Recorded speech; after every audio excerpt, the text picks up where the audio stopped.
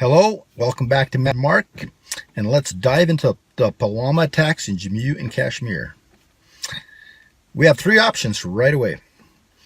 We can listen to the biased India media and blame it on Pakistan, and Jaish-e Mohammed, whatever. We can say it was just an attack by Kashmirians against Indian army, Or three, we can say it was an inside attack by India. I am absolutely not a conspiracy theorist at all. But I have to go with the last option. I truly do believe it was an inside job by India, and I'll explain why I feel this way. First off, right when the attack happened, you could see Modi waited 3.5, according to the opposition party to Modi, they said he waited 3.5 hours.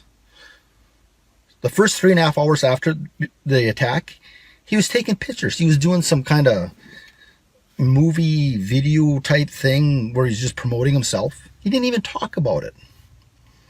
That's awful fishy.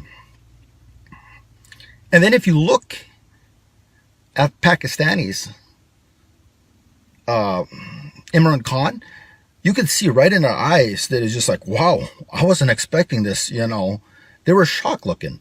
You look at India, you look at Modi, you look at some of his generals, they just had a look on their face like they weren't surprised. They were all casual. They obviously knew in advance. They had a warning in advance. But here's why I believe it was an inside attack. 350 kilograms of explosives inside such a secure little area. I mean, can you even comprehend that? I did a bunch of research here and was looking at the largest attacks in America ever. And traditional bomb, the biggest one I could come up with was 1920s Wall Street bombing. That was 45 kilograms worth of explosives. This was 350 kilograms. Over 7 times larger traditional explosives that have ever been used in a terror attack in America history. Let that sink in.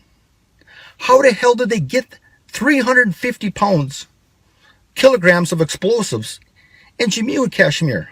How did they do it? How did they load it into that Scorpio vehicle? How did they line it up to explode with the electronics? And Pakistan did the right thing. They said, prove it's us. So the first thing India did right away is the attack happened and they're like, okay, India did it. We know all the facts. We got everything, this and this and this. And they just thought everyone would just jump on their side and believe it. The only one that really did was France right away. And because Macron's a piece of shit and he's trying to kiss anyone's ass that he can to get drum up support. So, and we can ignore them. I mean, I hope that country fails. I hate France, and I hate Macron. And I think Pakistan must remember the way France jumped sides on this. But let's get down to the details, why it was an inside attack. First off, I said 3.5 hours he waited. Nothing. What was he doing in that 3.5 hours? Well, he probably had raw intelligence and military intelligence, sort out all the facts, how the things unfolded so they can get their transcript, all written, all professional for probably raw, and say, okay, this is what happened. This is how it unfolded. This is what you could tell the media. This is what you not tell the media. Because if he went out right away when he found that attack and gave details, if he slipped up and said something that he wasn't supposed to know, like stuff that he wasn't supposed to know already, then they would know it's an inside attack. So he gave a grace period, maybe a 3.5 to 4 hour grace period to get all the facts up and then read it. Second off, this is the thing that really pisses me off. He said he killed all the people in that area that were associated with the attacks. Why in the hell would you do that for? That is the absolutely dumbest thing I've heard in my life.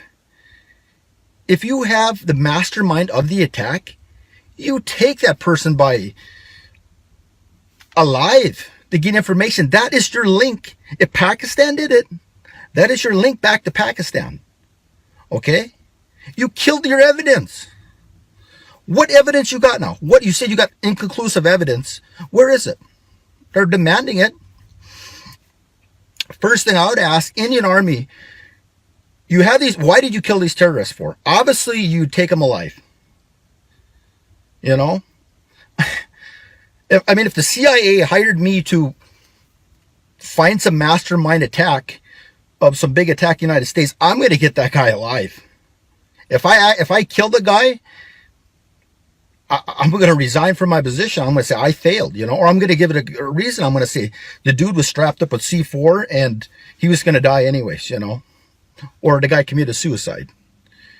But they killed the evidence on purpose.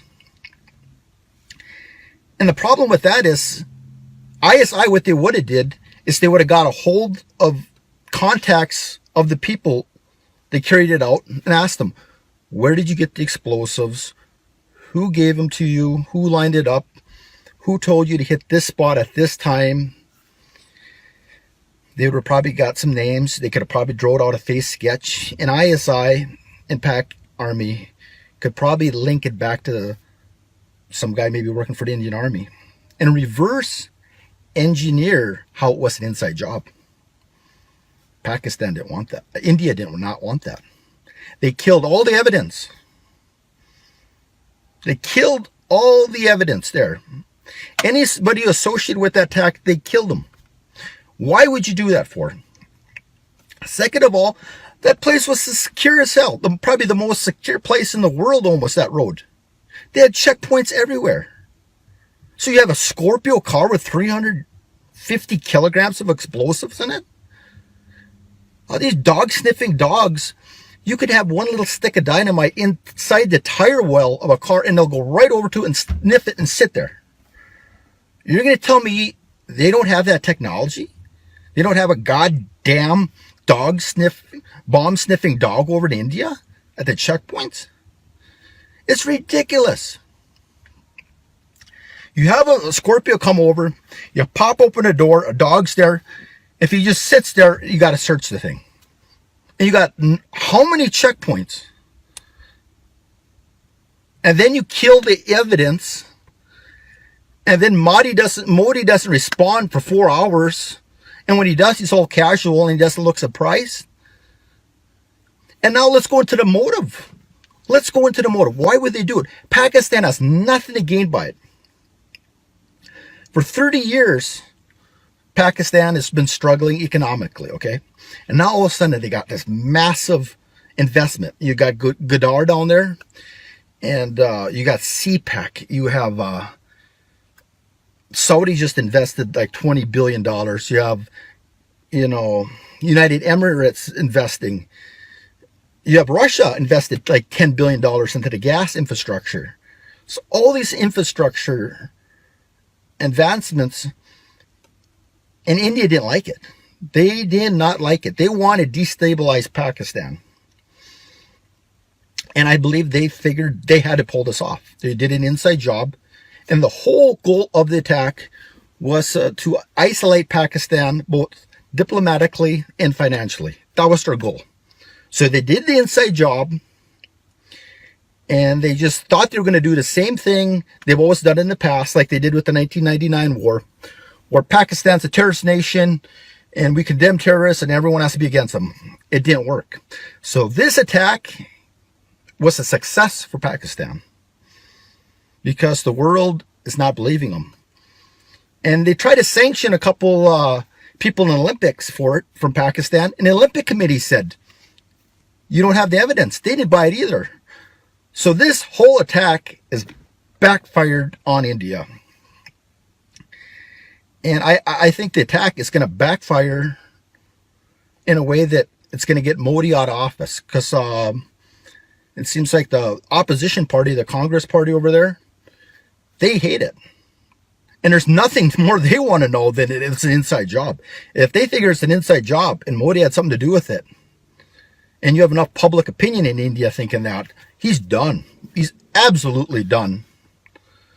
So that's the big thing. I think you just got to drill. It is an inside job. You had probable costs up.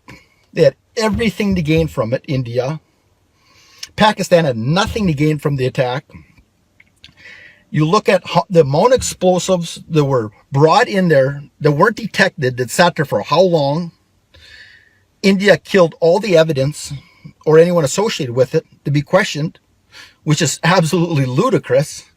You think the CIA, you think we do that when we find terrorists? No, we bring them to Guantanamo Bay and waterboard them. We get any intel out of them possible. I mean, in Pakistan, if we wanted to get someone that had a lot of info, you'd send your SSG, your special forces in there, and you give them incentive. Hey, we'll give you like 50,000 US dollars per person if you get this guy alive. They'll find a way to get the guy alive. So it's an inside job. And if anyone wants to debate me from India, whatever, I will debate you. I say it's an inside job. Prove me wrong. And we have a saying in America, you're innocent until proven guilty. Well, how about you, India? Pakistan said, we're innocent until proven guilty. And you're trying to be a dictator on this? This is ludicrous. And all I can say, the great thing about it is the world does not believe India anymore. They know them as liars, and they know what they're up to, and their games are done. And furthermore, that game you tried to play with Saudi, after they invested $100 billion in you, trying to cause problems and stick them in a hard position between the two countries, that's pretty disrespectful to Saudi. And furthermore, I don't think the United States is really happy about it either, because Pakistan could be a potential good ally in a war on terror in the future with Iran. So you better watch your ass, India, because you start getting Saudi mad at you, you start getting United States mad at you, and you will be cut off, and you'll be the ones isolated. So don't push your luck and don't fuck with the wrong people.